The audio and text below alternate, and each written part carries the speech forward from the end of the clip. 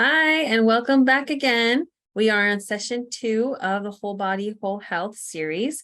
This workshop will be on the sense of sound, what we hear. And this is session 2. Last time was the sense of sight. And so I'm excited for this one today. We'll share my screen and we'll get started.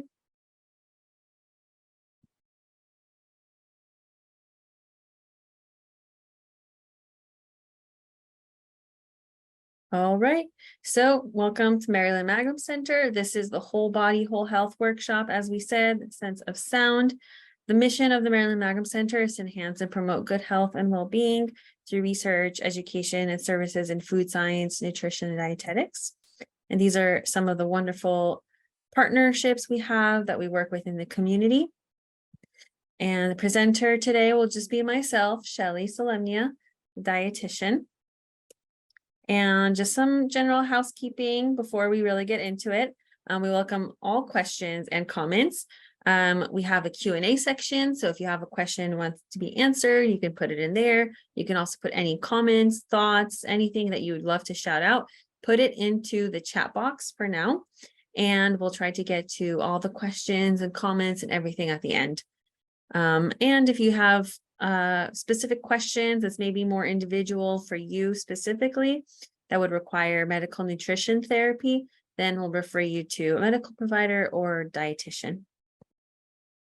And so the objectives of today is to really learn how our sound or our sense of sound can affect our hearing and how nutrition can affect that, and vice versa, and in how we hear is connected to what and how we eat, and how our sense of sound is connected to our health overall.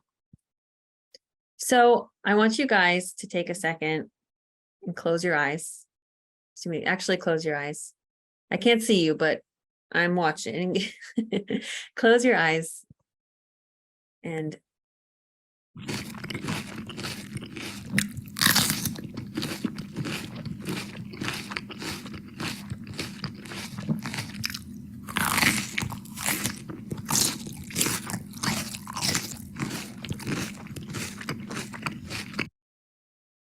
now think to yourself, what do you think that possibly sounds like?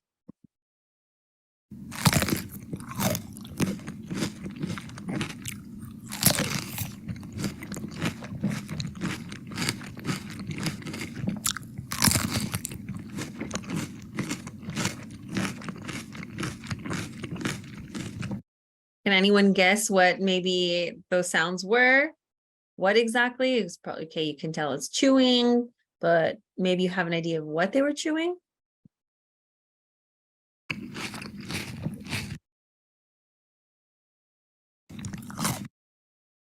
And now keep your eyes closed again and think, what do you think this sounds like?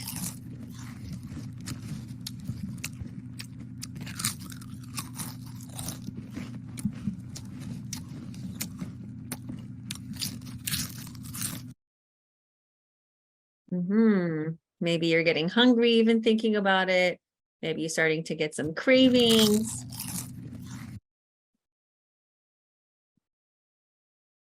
So you guys could say, some people wrote in the comments, sounds of crisps, something crunchy, definitely food, something that sounds really tasty.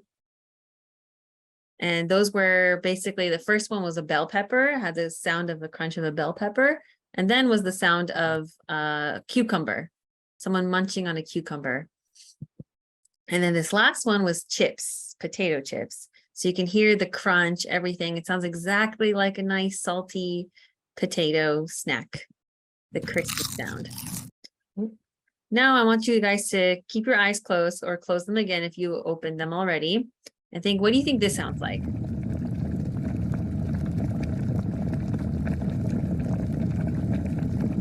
Kind of sounds like boiling water, maybe something cooking. Maybe you're even starting to smell something in your nose just from the sound of the water boiling, of something cooking.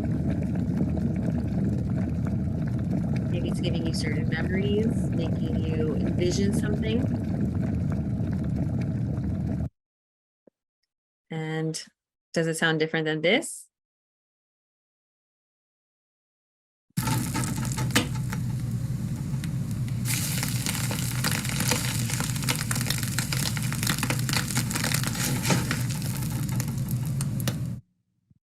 Now, I want to know how many of you guys are starting to get hungry just hearing that sound. Do you feel like maybe hearing it had some kind of effect on you? Did you start to envision the food? Did you start to almost taste it, smell it, really start to crave the food? So basically, when we're eating, we're also kind of eating with our ears, so to speak. So the sounds of everything, of food, it basically informs us. It's telling us what's happening, what's going on. And what we hear also affects what we eat. So what I mentioned before with the chips, you know, the sound of the chips, the crunch, that's even something you hear in your own head when you're eating the chips. It's all part of the process. It's part of the environment. It's part of the experience of eating, especially chips. It definitely plays into food cravings. It definitely helps us be more satisfied. Imagine you're biting into something super crispy, like maybe a really crunchy, crispy pizza, if you love pizza, or those chips, or even the cucumber, like a cold cucumber on a hot day, and you crunch into the cucumber, and it is satisfying even that on its own. Or with like the food that was frying, or the water that was boiling, maybe it kind of stimulated your appetite. To be completely 100% honest, I got a little bit hungry just hearing it. So it definitely has that effect on our mind. Or maybe you even have some kind of association. A lot of people have association with like soup, for example, maybe a cold winter day, slurping a nice soup kind of makes you have a certain feeling. Thinks of the time you went to your favorite restaurant, your grandma's house, some kind of comforting moment. And so when we're eating with our ears, you're kind of hearing certain sounds. It's bringing you back. It's putting you into a certain place. So for example, when you hear the sound of popcorn popping, do you think about going to the movies and eating popcorn? Does that bring you back to that association? You hear pop, pop, pop, pop. Even if you're doing it at home, if you're at a mall, automatically I think movie, because I associate the sound of popcorn popping with going to the movies. And if you hear someone open up a can of soda, that go bubbly sound, does that kind of give you a reaction? Do you feel something? Do you maybe start to feel thirsty, or do you start to crave maybe even a soda or a sparkling beverage? Or does the sound of like a bag of chips opening, just that crinkle, start to be like your ears perk up and you say, oh, chips, what's going on? Where is that coming from? And then you start to crave it. So this also really plays into this old theory called Pavlov's theory, maybe called Pavlovian, that basically we've all been conditioned in the same way in the theory that when it comes to food. So when we hear certain sounds, we are conditioned to be reminded of food just from those sounds. So if you're not familiar with Pavlov's theory, the psychologist would ring a bell and then feed a dog, and ring the bell and then feed the dog. And then they found that every time they rung a bell and didn't even give the dog food, the dog's mouth would salivate because it was anticipating some food. It was associating the sound of a bell with food. So just created a physical reaction of actual salivating just from the sound of a bell. And so we kind of do that to ourselves in a way with these, you know, the chips and even any crunch, any kind of boiling, frying, all these sounds have an effect, and we're conditioned even in our daily lives, just like this dog over here. And so when you're sitting at a restaurant, maybe the sounds of the restaurant, such as like the music that's playing, it sets the ambiance. People talking, you know, it's a busy restaurant, you hear the chatter, it's lively, it makes the environment nice. Maybe it's really quiet and calm, some nice soft jazz playing in the background. Or if it's clanking, clacking, packed pots and pans flying, everything going on, people laughing, drinks pouring, bartender shaking the shaker. Does that have like an effect on your environment, on your food experience, on the whole ambiance of going out to eat? Sometimes people go to restaurants just because of the ambience, because of the noises, because of the experience that they have with going out, rather than the food itself. So the environment that we're in and the sounds that we hear when we're eating can make meals fun. They can make the meal feel more sophisticated. And maybe even customers could be willing to pay more money because of the sounds.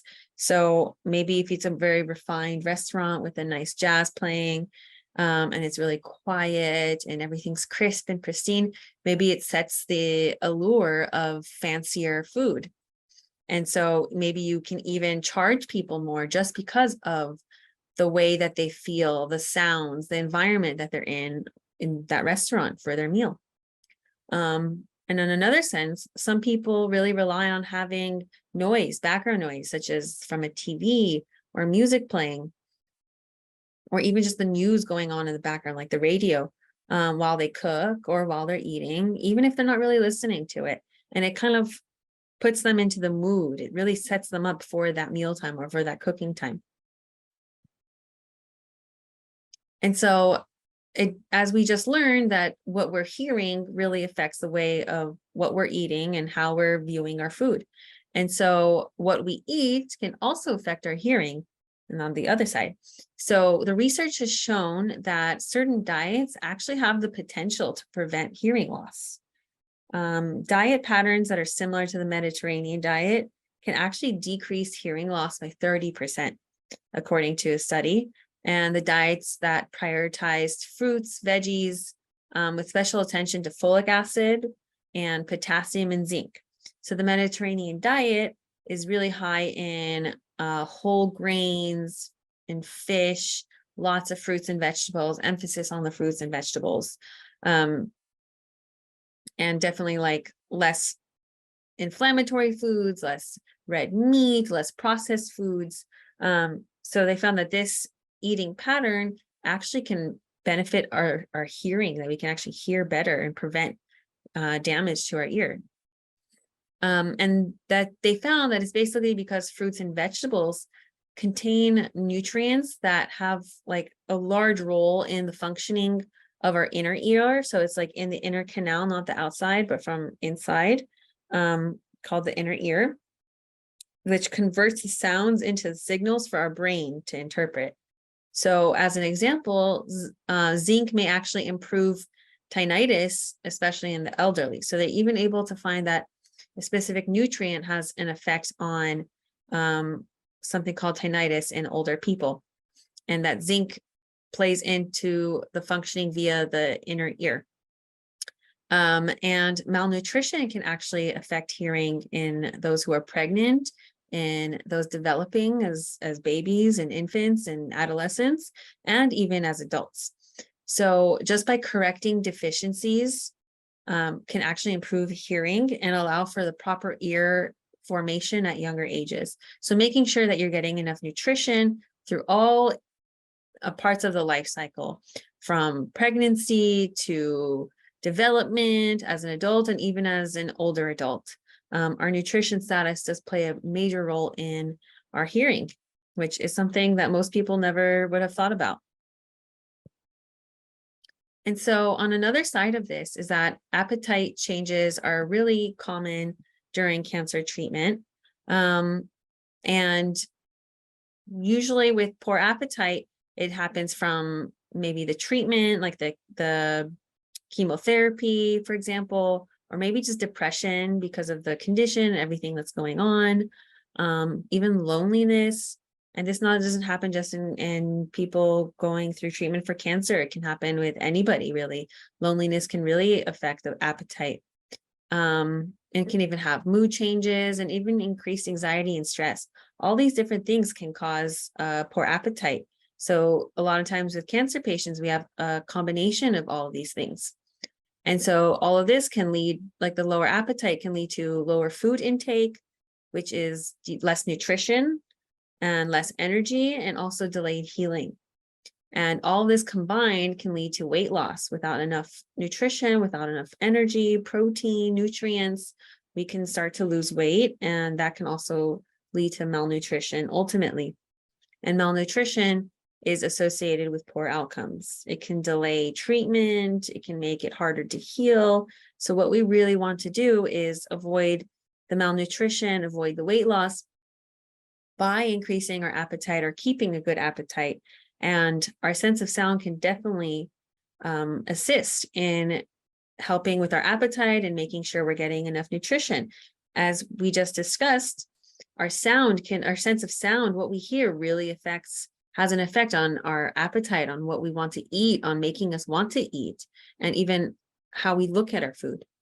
So in another sense, that music therapy can also aid in treating people with anorexia, which is another side effect of cancer. Sometimes cancer patients can end up with anorexia if they have the malnutrition and they're not eating enough. And the research has shown that music therapy can reduce the anxiety and increase the awareness of hunger cues, among many other things. And all that helps with increasing our nutrition intake. So you can see just the music therapy, just from hearing music, they're able to get people who don't have a hunger cues to get their hunger cues back, to get them to want to eat, to get them to be in touch with their body and say, oh yeah, I'm hungry. I actually feel like I want to eat. Because it happens sometimes that people just don't feel hungry anymore after some time of not eating. So even the sense of sound can affect our bodies in a way of getting us back into hunger cues by being us more in tune with our bodies and our cues, and intuitive eating, and in that sense reduce anxiety and help us with increasing our intake and being able to nourish our bodies fully. And so with these studies, they found that there is a neurobiological link. Neuro is meaning like the neurons from our brain, and biology is our bodies, between the music or sounds and our body. So scientific research has shown a strong connection between the vagus nerve and our mood, depression, and even inflammation. So think about that for a second. The vagus nerve is located in the back over here, and it regulates all the parts of our body that we don't consciously control. So I'm consciously moving my arm, I'm consciously talking. Everything I'm doing right now physically, I'm intending to do. But there's always something going on in the background. For example, breathing. I don't have control really over my natural breath. I can hold my breath, which is conscious, but then eventually my body makes me breathe. It's a subconscious thing. It's something that they call autonomic. It's something that we just do, our heart beating, everything is autonomic. So the vagus nerve is able to regulate these automatic or autonomic parts of our body. And science shows that meditation and sounds actually have the ability to create a change to that vagus nerve that affects so many of our systems, meaning that we're able to control, in some sense, the vagus nerve, which is a nerve. You can't control your nerves. You can't tell the nerve to do something, but meditation and sounds and all these noises, music therapy, all these things, what we hear can actually cause our vagus nerve to change. And that's something intentional that we can do, which can then regulate other parts of our body. So for example, some kind of therapy, some music therapy, meditation, certain sounds can maybe make our body less stressed, can have us breathe slower, can make us feel calmer, can make us be more adapted to certain stressors. And as we saw with the music therapy, can even help us get in touch with our hunger cues. And so our bodies and mind are really interconnected with our health. All the senses work together. They just don't act separately. They all work together and affect us in our daily lives. So the whole point of this series is how our sight and our sound and sense of sound and sense of smell and touch and everything works together all in one. So it's something we never thought, that our sense of sound, how we hear things, can affect how we're eating. But as we saw from today, that it does have a really strong effect that we never thought of before. So the sounds around us can really impact on what we hear, what we eat, and how we are even eating. And what we eat also affects our hearing as well.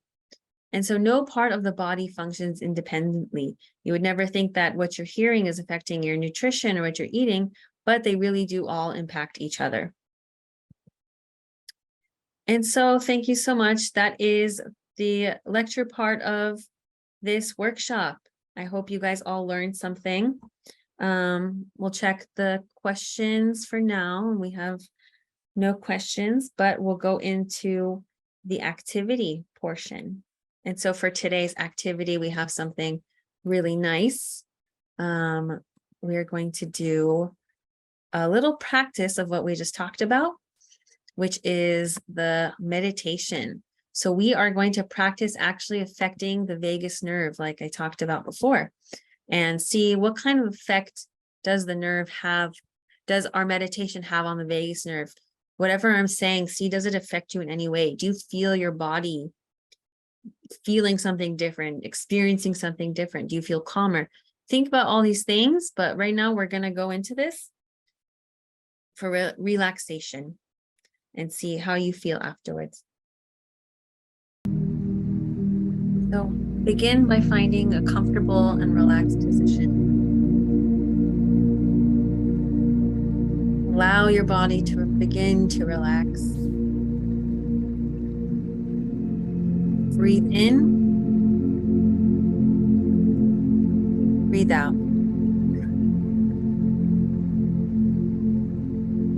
Take a cleansing breath in.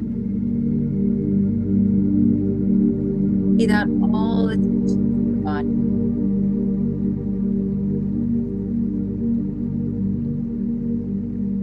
Feel relaxation sitting at the bottom of your feet.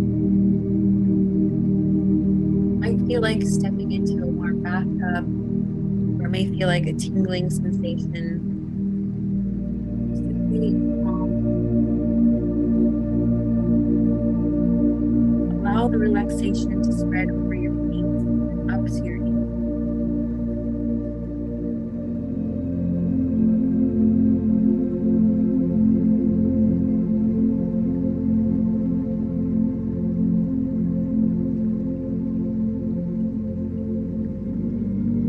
Feel the relaxation rising above your head, flowing up to your lower legs, your knees, and up to your upper legs.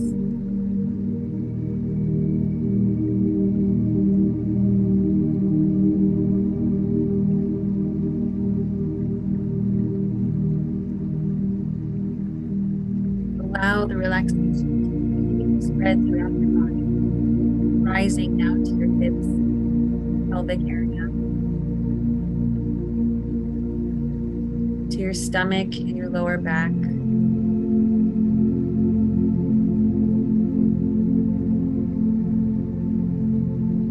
your chest, upper back,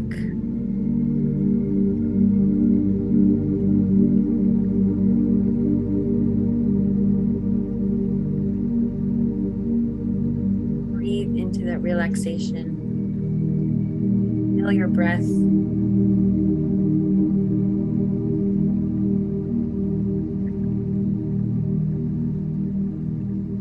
Let your upper arms relax.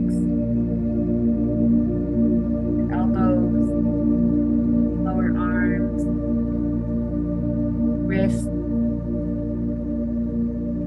Feel the relaxation spread to your hands, relaxing the palms of your hands, backs of your hands, finger, thumb,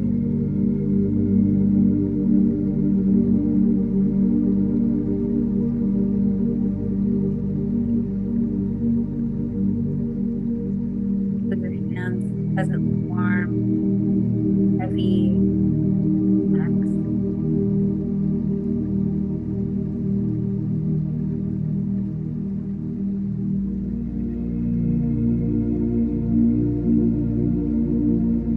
Feel your body relaxing further as the area by your collarbones widens and relaxes. Allow your shoulders to ease back slightly.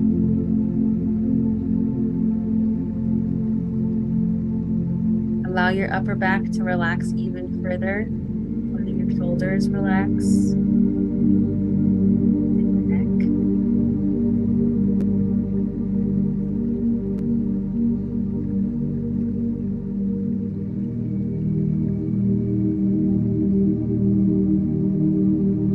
Relaxation continue to spread through your chin, back of your head.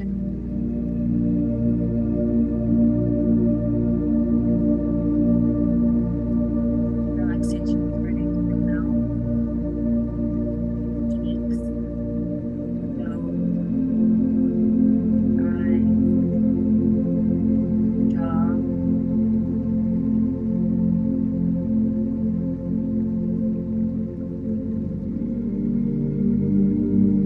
Your eyelids, your eyes,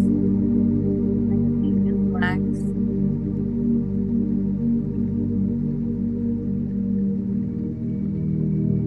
Notice your eyebrows relaxing, ears relaxing,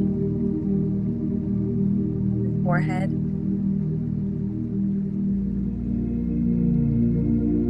Forehead feels relaxed.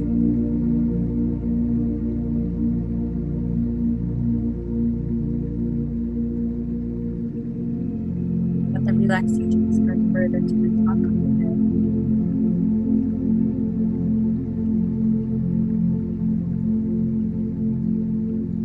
Your entire body now is relaxed. Relaxation flowing throughout your body, from your head,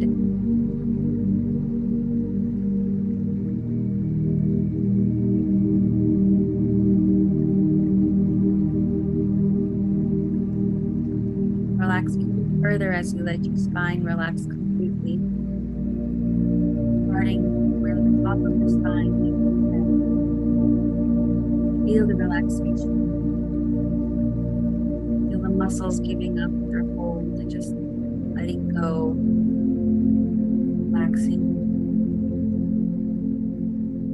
Feel the relaxation spreading down your spine, down your neck,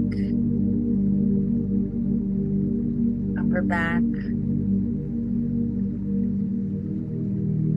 middle back,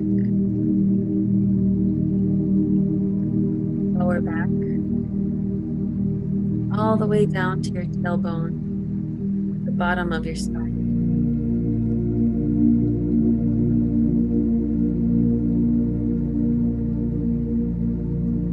Notice all the muscles of the back relaxing.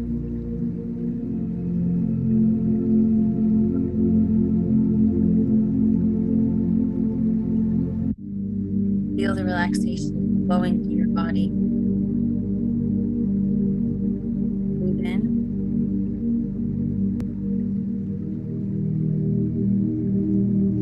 Hold that breath. Relax your muscles totally, allowing the breath to flow gently out of your nose or your mouth. Take another deep breath. Breathing in the relaxation. Release the breath. Breathe out any remaining tension. Breathe in relaxation. Hold on to it. Breathe out any tension.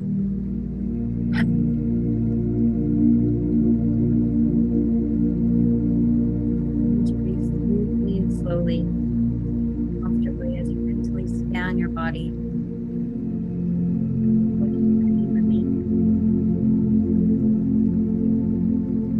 If you notice any tension, focus on that tension. Direct the relaxation to both legs. Very intentionally.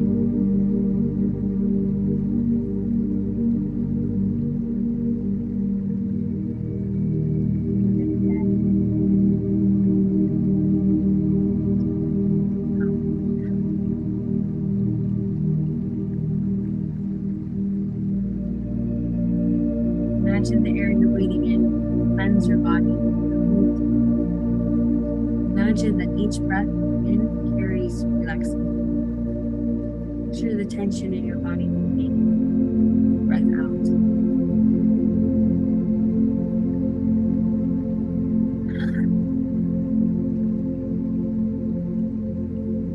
Now simply relax. Calmly. Enjoying the feeling of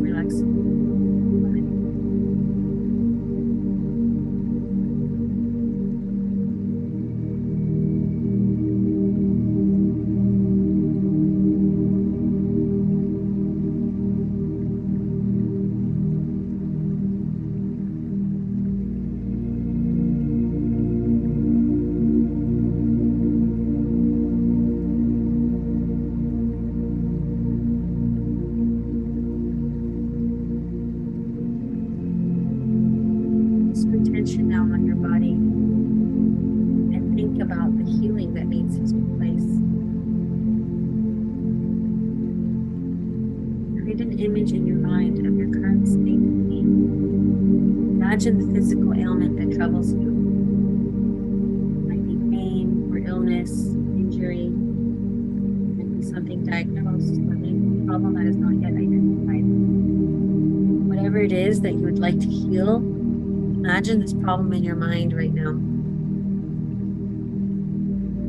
Focus on a specific location in your body where this problem is present. You might want to imagine the problem as a dark area. Picture the healing relaxation as light. See the light of relaxation flowing through your body. Direct the light of healing relaxation toward the dark area.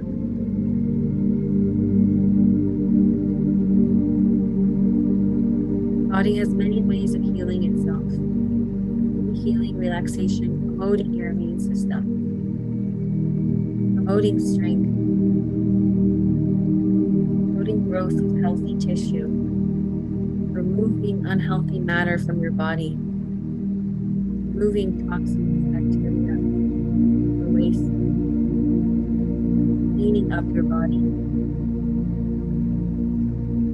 Imagine the light of healing relaxation flowing, whirling, touching the edges of the dark block area in your body.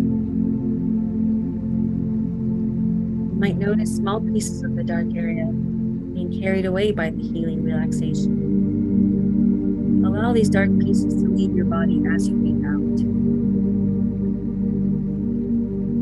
Breathe in health, healing, and calm. Breathe out tension, illness, any problems in your body.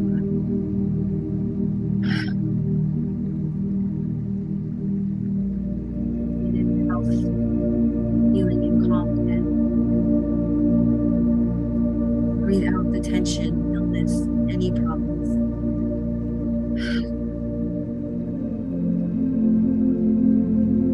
Allow the light healing relaxation to continue swirling around the dark problem area. Make the dark area getting smaller.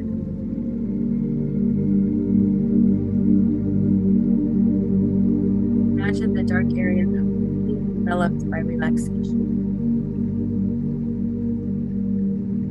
See the healing relaxation making the dark area lighter and lighter, carrying away anything that is not good for your body. Imagine your immune system working to heal you. Picture the cells you need going to the places they need to go, working as needed to heal your body.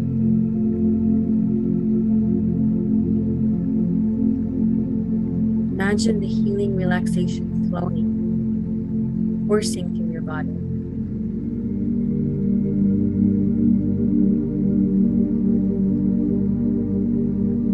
Picture your body entirely filled with relaxation.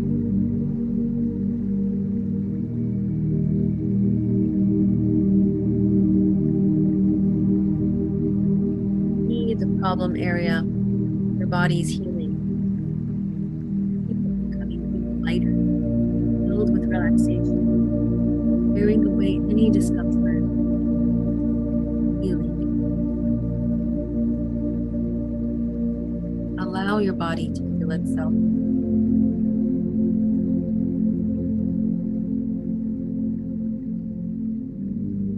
Take a cleansing breath in. Your body does not need.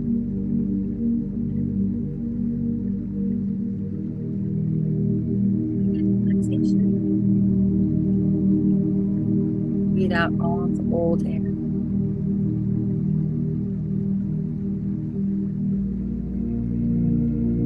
Relax for a few moments and imagine the healing process going on inside your body. Feeling confident in your body's ability to heal.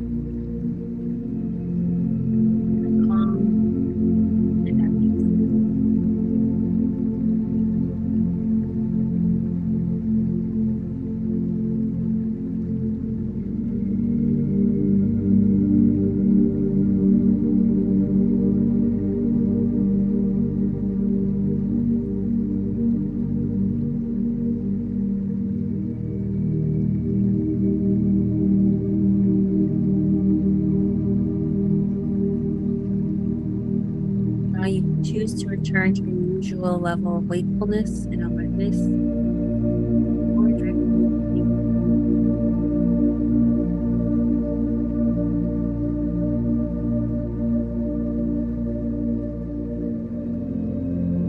choose to awaken, feel your body and mind becoming more aware of your surroundings.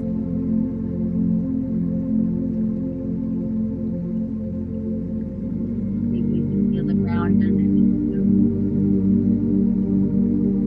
temperature in the room.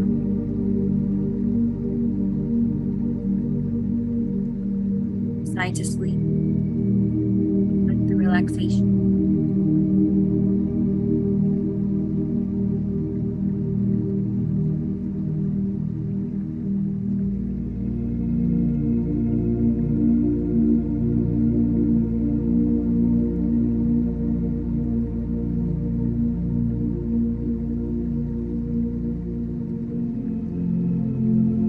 Count to 3, and when I reach 3, you will be at your desired level of relaxation or alertness. 1, 2, 3.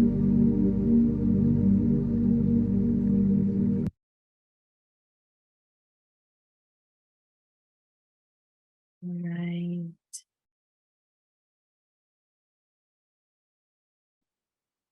Good morning. Hello. Welcome back, everybody.